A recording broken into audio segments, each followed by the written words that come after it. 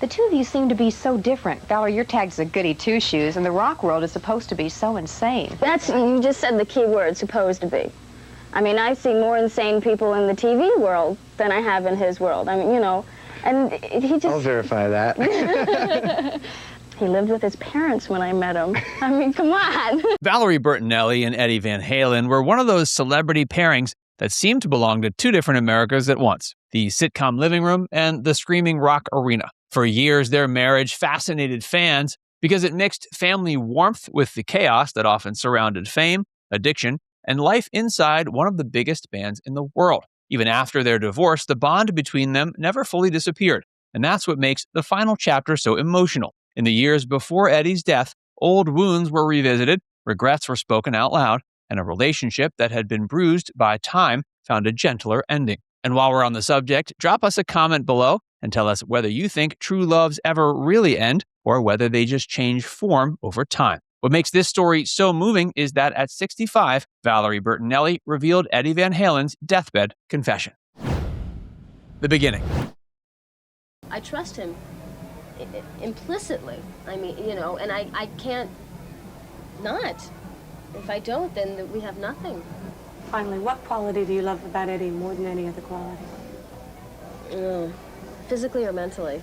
When Valerie Bertinelli and Eddie Van Halen first got together, they looked like one of the unlikeliest couples in pop culture. She was America's sweetheart from television, familiar, funny, and approachable. He was a guitar revolutionary, wild-haired and electric, the kind of musician who seemed to live at a volume most people could barely imagine. The contrast was part of what drew so much attention to them in the first place. They met in 1980 at a Van Halen concert in Shreveport, Louisiana. The attraction was fast, and the relationship moved even faster. Within months, they were headed towards marriage, and in April 1981, they tied the knot in California. The union instantly became tabloid material because it felt like a collision between Hollywood innocence and hard rock excess. Yet, the marriage was never just a publicity story. Over time, they built a real family life together. They later welcomed their son Wolfgang, and by all accounts, both of them adored him. That family bond became one of the strongest threads in their story, even when the marriage itself began to fray. From the outside, fans saw glamour, music, and celebrity.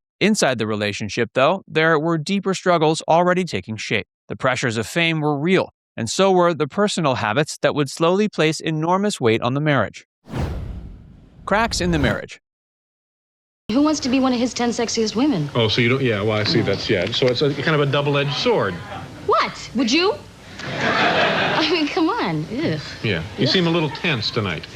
Well, my husband's over there. As the years went on, the relationship became harder to sustain. Eddie's battles with addiction took a toll, and Valerie would later be open about how destructive that period had been. The love was still there, but love does not cancel out chaos, and it does not magically fix a person who's hurting himself. There were also health problems that raised the emotional stakes even higher. Eddie was diagnosed with oral cancer and underwent treatment that cost him part of his tongue. Valerie later wrote that one of the painful points in their marriage was his refusal to quit smoking even after such a serious diagnosis. That refusal became more than a bad habit. It became a symbol of distance, stubbornness, and a life spinning beyond anyone's control. They separated in 2001, and after years apart, the divorce was finalized in 2007. By then, the marriage had lived through love, fame, parenthood, disappointment, and a long period of pain. For many couples, that would have been the end of the story. In their case, it was not. What makes their relationship unusual is that divorce did not turn into full emotional exile. They remained connected through Wolfgang, through shared history, and through something more difficult to define. Even when they were no longer husband and wife, they were still people who had shaped each other's lives in lasting ways. The bond that stayed. You get into life with Eddie Van Halen in the book? I do. I talk about Ed because love is complicated. And I've been given a lot of grief about loving my ex-husband who happens to be gone.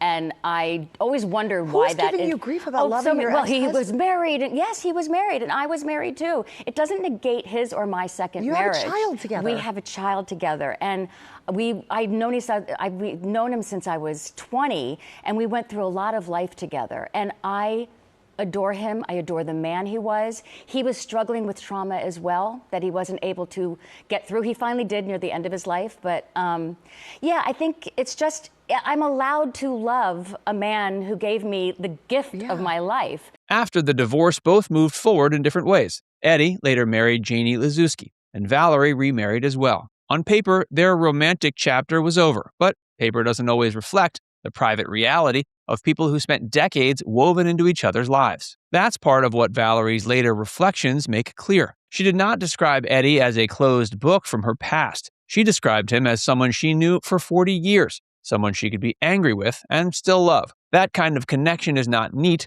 and it does not fit into a simple celebrity breakup headline. One of the most striking details is that they remained amicable enough for major family moments to still include one another. Valerie attended Eddie's 2009 wedding, and Alex Van Halen even officiated both that wedding and Valerie's later remarriage. That says a great deal about the unusual shape of their extended family and the effort to keep some peace in place. Over the years, the old hurt did not vanish, but it seems to have softened. The version of their relationship that survived the divorce was no longer built on romantic fantasy. It was built on memory, forgiveness, shared parenthood, and the recognition that some people never become strangers again.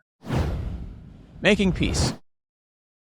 According to Valerie, Eddie spent much of his final year trying to make amends with people in his life. That detail matters because it changes the emotional tone of his final chapter. He was not only battling illness, he was also looking backward, taking stock, and reaching out. She said he was cold calling people, simply trying to make things right. That paints a very different picture from the larger-than-life guitar hero image that defined him for so long. It shows a man stripped down by time, trying to settle unfinished business while he still could. Valerie described that impulse in a simple way, saying it was sweet, and that sweetness, in her view, was Eddie at his core. One especially important moment came during their last Thanksgiving together. Valerie recalled that he took her outside and opened his heart in a way he admitted was long overdue. She said they both did. In that conversation, they found a place of deep love and forgiveness for their past mistakes. It was not a reunion in the romantic sense, it was something quieter and, in many ways, more powerful. Valerie was also told that whenever she walked out of the room during Eddie's final stretch,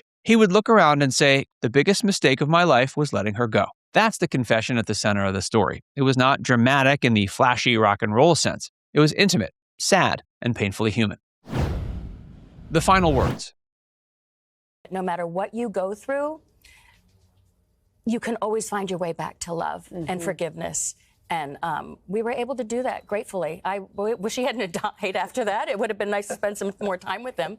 But yeah, I was grateful that we had that. Eddie Van Halen died on October 6, 2020, after suffering a stroke. He was 65 years old, and he was surrounded by the people closest to him, including his wife, Janie, his son, Wolfgang, his brother, Alex, and Valerie. That final scene says something important all by itself. Despite everything that had happened over the years, Valerie was still there at the bedside. In her memoir, she recalled her final words to him while he was taking his last breaths in the hospital. They were simple. "I love you." There's no cleverness in that line, no over-explaining, no attempt to make it bigger than it was. That is exactly why it lands so hard. At the very end, after all the complications of their life together, she gave him the plainest and most direct truth she could offer. She also said she was grateful to have had that sense of lightness. That may be one of the most revealing phrases in her story. It suggests that the final phase of their connection was not ruled only by grief. It also held release, relief, and the comfort of knowing that certain things had finally been said. Valerie later reflected that even when they were angry, they stayed loving.